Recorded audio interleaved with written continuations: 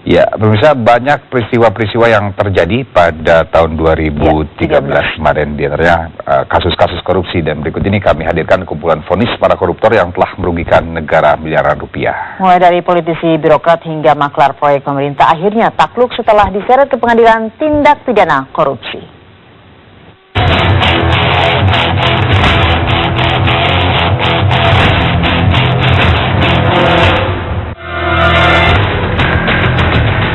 Kisah para pesohor di negeri ini yang bermain-main di kubangan kasus korupsi melengkapi ulah koruptor di sepanjang tahun 2013.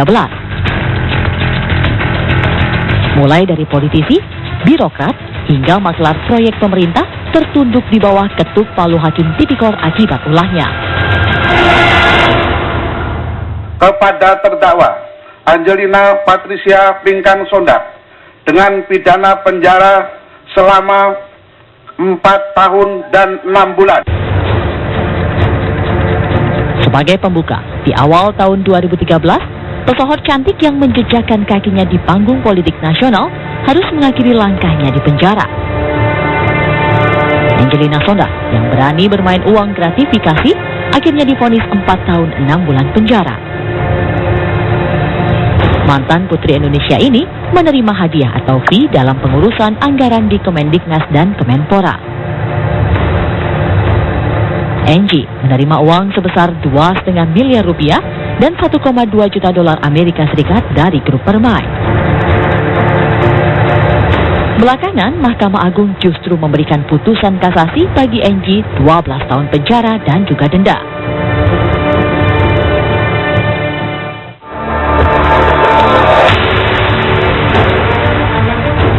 Mantan Dewan Pembina Partai Demokrat Harta Timur Daya menjadi sorotan pada Februari 2013.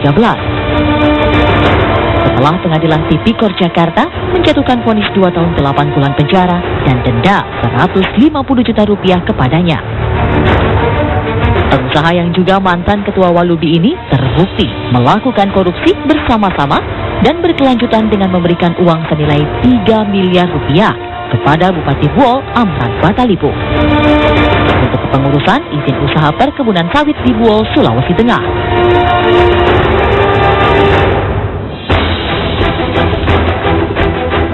Di bulan Mei 2013, lagi-lagi oknum Senayan berurusan dengan pengadilan.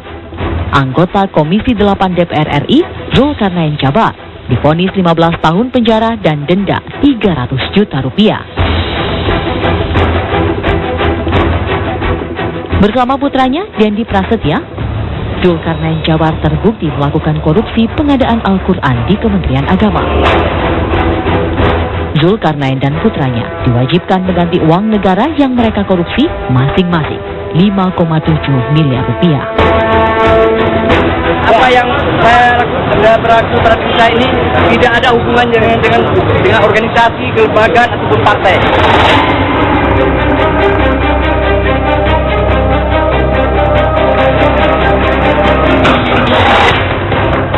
Koruptor yang satu ini menorehkan jejak sejarah hitam bagi Korps Bayangkara. Untuk pertama kalinya, Jenderal Polisi Bintang 2 aktif Irjen Joko Susilo ditangkap dan dijatuhi hukuman.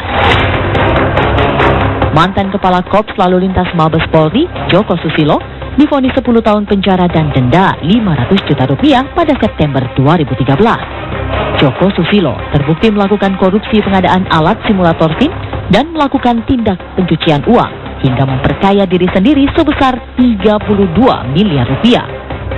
Ulah mantan Gubernur Akademi Kepolisian ini merugikan negara sebesar 121,8 miliar rupiah.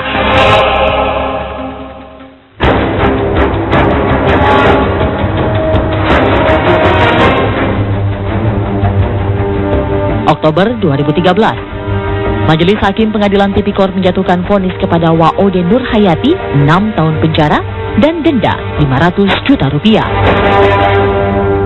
Waode terbukti menerima suap alokasi dana penyesuaian infrastruktur daerah dan melakukan tindak pencucian uang sebesar 50,5 miliar rupiah. Politisi Partai Amanat Nasional ini menerima pemberian hadiah atau fee sebesar 6,23 miliar rupiah dari 3 pengusaha agar Waode memasukkan nama sejumlah kabupaten ke dalam daftar penerima dana infrastruktur daerah di tahun 2011.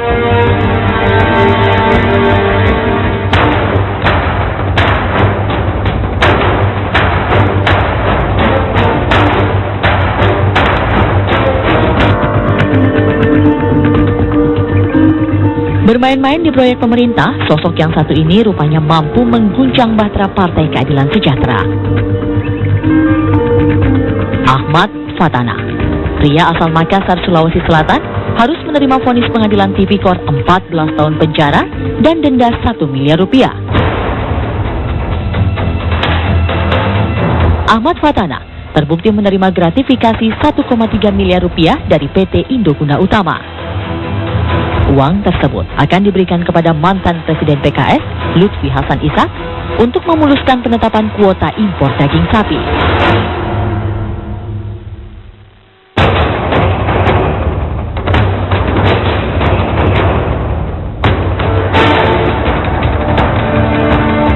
Dan bertepatan dengan Hari Anti Korupsi 9 Desember lalu, vonis bagi mantan Presiden PKS, Lutfi Hasan Ishak, memecahkan rekor vonis korupsi bagi politisi. Hakim Pengadilan Tipikor Jakarta menjatuhkan vonis 16 tahun penjara bagi Lutfi Hasan.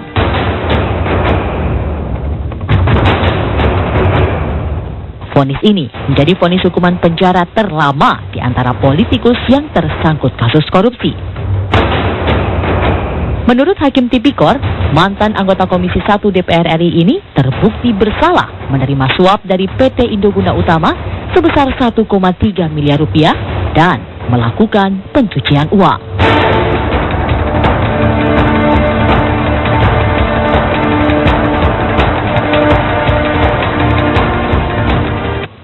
Itulah kasus-kasus hukum yang